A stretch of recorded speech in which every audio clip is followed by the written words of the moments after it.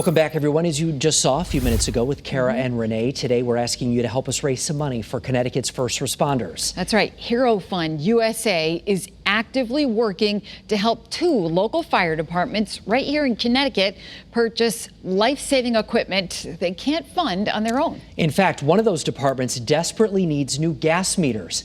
Here's Channel 3's Kara Sunland. When bad things happen, we count on our local fire and police departments to show up, as Cromwell firefighters did in July when a shed very close to a home caught on fire. When they pull up to any scene, there may be dangers they can see, but there are also those they cannot. Whenever we go into an atmosphere, we can't see anything. I can't see, there can be something in the atmosphere right now that is affecting us. We would never be able to tell. Cromwell Fire Chief Jason Boletto says that's why fire departments carry these. This is our typical MSA Altair 4 gas meter 4X.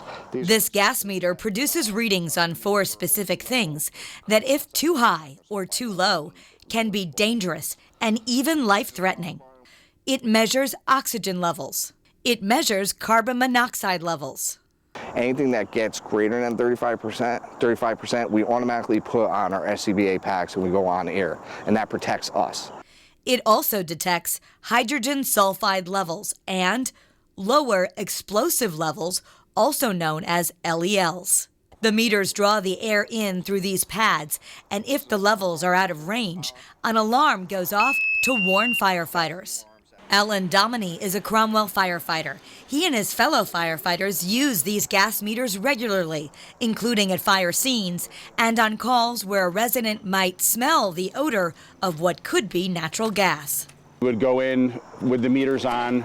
We would turn them on outside so we have our neutral atmosphere of the numbers we need to be at. And then once we enter, we would be continuously monitoring the numbers on our meter and making sure that they're not dropping or rising above where it needs to be. And if this happens to go into alarm, we're aware of what's happening and we can get the proper resources to wherever we're at to make sure that the environment is corrected and brought to a neutral state.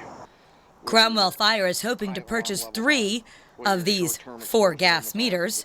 They need additional meters, and some of the ones they have are being used beyond their lifespans. The chief would also like to buy 1 5-gas meter, which detects everything I just mentioned, along with something called VOCs, or volatile organic compounds.